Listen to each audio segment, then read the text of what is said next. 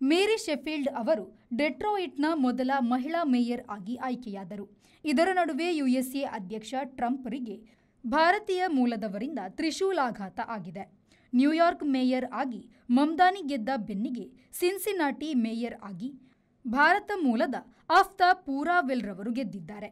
ಅದೂ ಸಾಲದೆಂದು ಹೈದರಾಬಾದ್ ಮೂಲದ ಗಜಾಲಾ ಹಶ್ಮಿಯವರು ವರ್ಜಿನಿಯಾದ lieutenant governor ಆಗಿ ಗೆದ್ದಿದ್ದಾರೆ. ಈಕೆ ಇಲ್ಲಿನ ಮಹಿಳಾ ರಾಜಕಾರಣಿಯಾಗಿ ಗಟ್ಟಿಗಿತ್ತಿ. ಟ್ರಂಪ್ರಿಗೆ ತ್ರಿಶೂಲದೇಟು ಎನ್ನಲಾಗಿದೆ. ಆಫ್ತಾಬ್ ಪೂರಾವೆಲ್ 2ನೆಯ ಅವಧಿಗೆ ಮೇಯರ್ ಆಗಿದ್ದಾರೆ.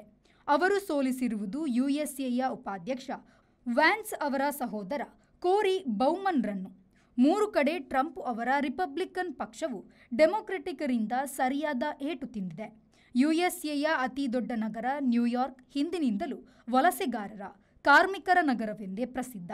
ಜೊಹ್ರಾನ್ ಮಮ್ದಾನಿಯವರ ತಂದೆ ಮೊಹಮ್ಮದ್ ಮಮ್ದಾನಿ ಮತ್ತು ತಾಯಿ ಮೀರಾ ನಾಯರ್ ಯುಎಸ್ಎಯ ಭಾರತೀಯರು. ಮಮ್ದಾನಿಯವರ ಮಡದಿ ಕೂಡ ಭಾರತ ಮೂಲದ ರಮಾ ದುವಾಜಿ. ಡೆಟ್ರಾಯಿಟ್ ನಗರವು ಮೊದಲ ಮಹಿಳಾ ಮೇಯರ್ ಅನ್ನು ಆರಿಸಿದೆ. ಹಾಲಿ ಸಿಟಿ ಕೌನ್ಸಿಲ್ ಅಧ್ಯಕ್ಷೆಯಾಗಿರುವ ಮೇರಿ ಶೆಫೀಲ್ಡ್ ಅವರು ಈಗ ಡೆಟ್ರಾಯಿಟ್ನ ಮೇಯರ್ ಆಗಿ ಜಯ ಸಾಧಿಸಿದ್ದಾರೆ. ಡೆಟ್ರಾಯಿಟ್ ಮಕ್ಕಳ ಕಲಿಕೆ ನನ್ನ ಮೊದಲ ಆದ್ಯತೆ ಎಂದಿದ್ದಾರೆ ಮೇರಿ ಶೆಫೀಲ್ಡ್.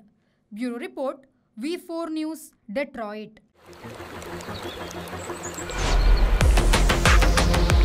ಖುಷಿಯ ನಡುವೆ ಈ ಒತ್ತಡದ ಜೀವನ ದಣಿವು, ಆಯಾಸದಿಂದ ಬಳಲುವಂತೆ ಮಾಡುತ್ತೆ.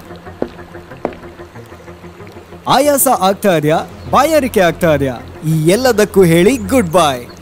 ಯಾಕಂದ್ರೆ ಇದೀಗ ಇಡೀ ದಿನ ಬಾಯಾರಿಕೆಯಿಂದ ರಿಫ್ರೆಶ್ ಆಗಲು ಬಬಲ್ಸ್ ಕುಡೀರಿ. ಬಬಲ್ಸ್ ಕುಡೀರಿ, ಫ್ರೆಶ್ ಆಗಿರಿ.